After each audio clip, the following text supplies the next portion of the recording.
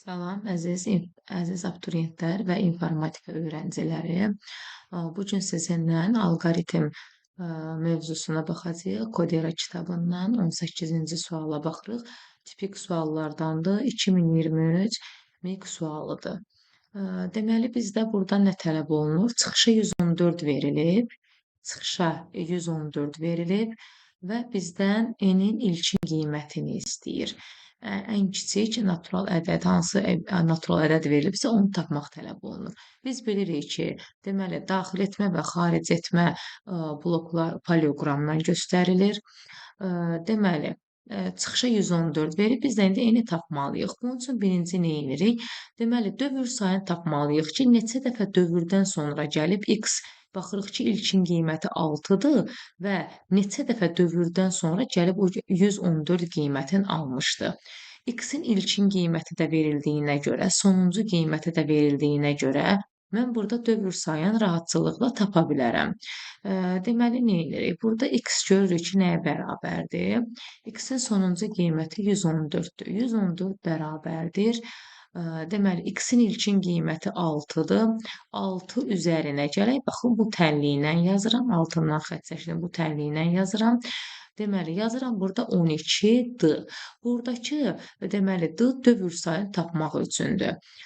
Deməli, biz tapaq ki, neçə dənə dövrdən sonra bu gəlib 114 qiymətin almışdı. Niyə görə 12-nin yanında yazıram dövr sayını?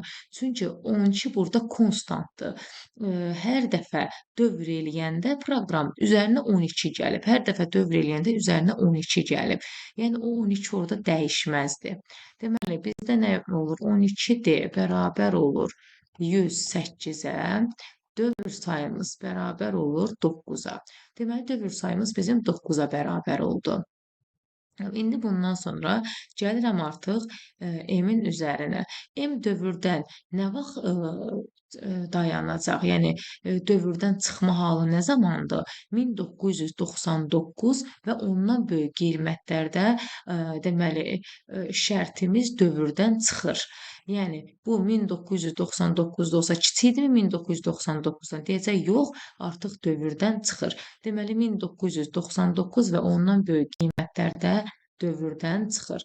İndi M-mizi də belə yazırıq. M-mizin sonuncu qiymətini gördük ki, ən kiçik qiymət 1999-un özüdür.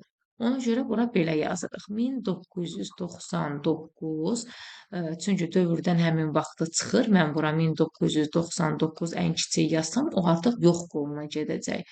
Deməli, bərabərdir. İndi baxın, bu ilə yazıram. İndi buradan tapmaq istəyirəm n-i. Deməli, m-in ilkin qiyməti 46-dır. Üzərinə gələk və bu n hansı qiymətdirsə, bu, deməli, 9 dəfə biz dövr sayını 9 tapdıq.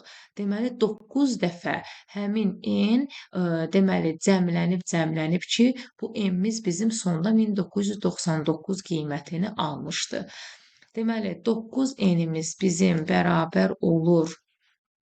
Deməli, 3, 5, 1953-ə. N-imiz də bərabər olur. 1953-ü 9-a bölək. Deməli, bu da eləyir 217. 217. Deməli, bizim elə ən kiçik qiymətimiz də olacaq 217. Əgər burada həm də böyük qiymət istəsəydi bizdən, yəni n-in ala biləcəyi ən böyük qiyməti istəsəydi bizdən, biz orada dövrdə qalma halında hesablayacaqdıq. Bunun dövrdə qalma halı nədir? Yəni 1999-dan kiçik qiymətlər.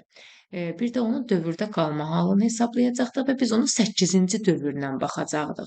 Yəni 9-cu dövrlə yox, 8-ci dövrlə ümumiyyətlə böyük qiymət və kiçik qiyməti tapmaq üçün sonuncu dövr və ondan əvvəlki dövrlə baxmalıyıq ki, hansı dövrdə ən kiçik qiymətini almışdı və oradakı aralıqla biz deməli aldığı böyük və kiçik qiymətləri tapa bilərik. Belə bu qədər bu 18-ci sualımız.